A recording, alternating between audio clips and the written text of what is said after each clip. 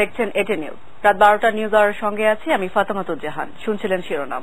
সবার জন্য বাংলা লিগ ফিরে নতুন কিছু করো বাংলা লিগ। 5 জানুয়ারির নির্বাচনকে প্রহসনমূলক আখ্যায়িত করে তা বর্জনের জন্য দেশবাসীর প্রতি আহ্বান জানিয়েছেন বিএনপি চেয়ারপারসন ও বিরোধী দলীয় নেতা বেগম খালেদা জিয়া। শুক্রবার সন্ধ্যায় গণমাধ্যমে পাঠানো এক বিবৃতিতে খালেদা জিয়া বলেন, এই নির্বাচন দেশে বিদেশে কোথাও নির্বাচন হিসেবে বৈধতা পাবে না। তিনি বলেন, অর্ধেকের বেশি আসনে নির্বাচনী প্রহসনের ঝুঁকি নিতেও সাহস পায়নি আওয়ামী লীগ। আসনগুলো ভাগ বাটোয়ারা করে নিয়ে সিলেকশন করতে হয়েছে তাদের। বাকি আসনগুলোতে বন্দুক ঘেরা ভোটারবিহীন জালজালিয়াতির আয়োজন চলছে। নির্বাচন কমিশনকে আজ্ঞাবহ আখ্যায়িত করে বিএনপি চেয়ারপারসন আরও অভিযোগ করেন, রাষ্ট্রীয় প্রশাসন আইন শৃঙ্খলা রক্ষাকারী বাহিনীগুলোকে অপব্যবহার করে গণতন্ত্র নাশের কালো অধ্যায় রচনা করা হচ্ছে। 5 জানুয়ারি কালো তারিখ হিসেবে চিহ্নিত হবে বলে মন্তব্য করেন তিনি। সাধারণ মানুষের এই নির্বাচন নিয়ে তীব্র ক্ষোভের সৃষ্টি হয়েছে উল্লেখ করে তিনি বলেন, মানুষের অধিকার প্রতিষ্ঠায় আন্দোলন চলবে।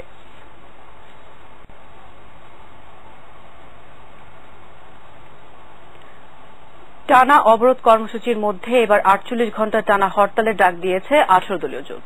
শুক্রবার সন্ধ্যায় এই হরতাল ঘোষণার আগেই রাষ্ট্রপতি অ্যাডভোকেট আব্দুল হামিদের সঙ্গে দেখা করেছেন বিএনপির সংসদ সদস্যদের একটি প্রতিনিধি দল।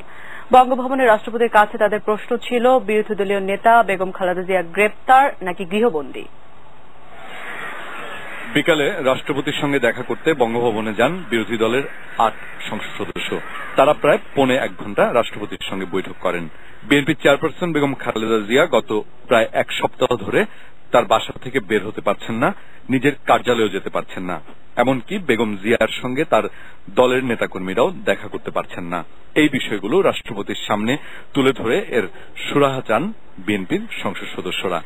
জবাবে রাষ্ট্রপতি বিষয়টি সরকারের যথাযথ মহলে জানানোর আশ্বাস দেন বলে জানিয়েছেন বিরোধী দলীয় chief whip. BNP chairperson Begum Khaleda জিয়াকে এই সরকার অন্যায়ভাবে অবরুদ্ধ করে রেখেছে। উনি কি গ্রেপ্তার না গৃহবন্দী, এই বিষয়টা সরকার এখনো স্পষ্ট করেন নাই। জাতি উদ্বিগ্ন। বিএনপির কোন শীর্ষ পর্যায়ের নেতা আজকে বেগম খালেদা জিয়ার সাথে সাক্ষাৎ করতে পারেন না। ওনার বাড়ির চারপাশে বালুর ট্রাকে ভর্তি, জল কামান, স্তরে স্তরে বিভিন্ন গোয়েন্দা বাহিনী, পুলিশ দিয়ে আজকে অবরুদ্ধ করে রাখা হয়েছে। আমরা মহামান্য রাষ্ট্রপতির কাছে আমাদের সংসদীয় দলের পক্ষ থেকে আমরা আবেদন করেছি যে স্পষ্ট করা উচিত যে বিরোধী দলের নেত্রী খালেদা জিয়া অবরুদ্ধ, গ্রেপ্তার না গৃহবন্দী। এদিকে শুক্রবার বিকেলে এক সংবাদ সম্মেলনে খালেদা জিয়াকে অবরুদ্ধ করে রাখা এবং নির্বাচন প্রতিরোধের লক্ষ্যে হরতালের ডাক দেয় 18 দলীয় জোট। 18 দলীয় জোটের ডাকা চলমান অনির্দিষ্টকালের অবরোধ কর্মসূচির পাশাপাশি আগামীকাল 4 জানুয়ারি শনিবার ভোর 6টা থেকে 6 জানুয়ারি সোমবার ভোর 6টা পর্যন্ত টানা 48 ঘণ্টা সর্বাত্মক শান্তিপূর্ণ হরতাল দেশব্যাপী পালিত হবে। গত বুধবার থেকে অনির্দিষ্টকালের জন্য সারা দেশে রাজপথ, নৌপথ এবং রেলপথ অবরোধ কর্মসূচিতেও আছে সরকার বিরোধী প্রধান এই রাজনৈতিক শক্তি। Atiq Rahman Purnia, ATN news, Dhaka. আর মাত্র একদিন পরই ভোট, কিন্তু প্রার্থীদের মধ্যে তীব্র প্রতিযোগিতা না থাকায় ভোটারদের মধ্যেও নির্বাচন উত্তাপ অনেকটাই কম। রাজধানী কয়েকটি নির্বাচনী এলাকা ঘুরে রিপোর্ট করছেন পিনাকি তালুকদার, ছবি তুলেছেন রাসেল মাহমুদ।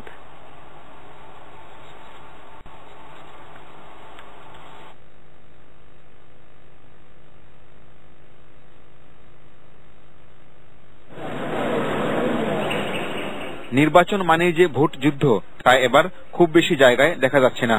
প্রধান বিরোধী দল নির্বাচনে যোগ না দেয়ায় এবারের 10ম জাতীয় সংসদ নির্বাচনে ভোটাররাও চায়ের কাপে ঝড় তুলতে পারছেন না।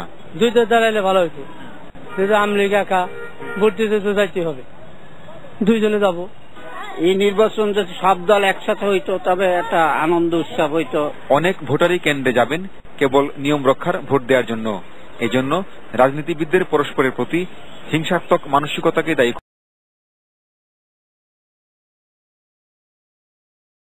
করেন খেটে খাওয়া সাধারণ মানুষ। দুজন প্রার্থী হলে খুব ভালো হতো। একটা টেনশন হচ্ছে এটাই যে আমরা কি নিরাপত্তা পাবো কিনা। তাদের অভিযোগ, প্রধান দুটি রাজনৈতিক দলের মধ্যে সমঝোতা না হলে তা বাংলাদেশকেই পিছিয়ে দেবে।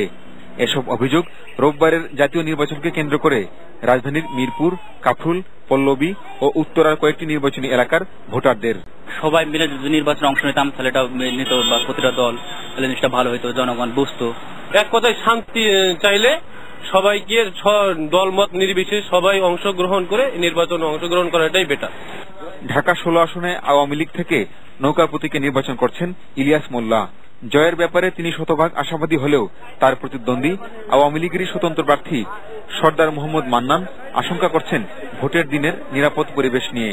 স্বতঃস্ফূর্তভাবে যাতে আমাদের জনগণ পল্লবী রূপনগরবাসী ভোট দিতে না পারে, সেই কারণে বিভিন্ন স্থানে ভয়ভীতি দেখাচ্ছে, পোস্টার ছিঁড়ে ফেলা হচ্ছে। পাশের ব্যাপারে আমি জনগণের কাছে যেভাবে গিয়েছি, জনগণ যেভাবে সাড়া দিয়েছে, ইনশাল্লাহ অবশ্যই আল্লাহর রহমতে মানুষের দোয়ায়, মহামুরব্বীর দোয়ায় ইনশাল্লাহ অবশ্যই জিতব।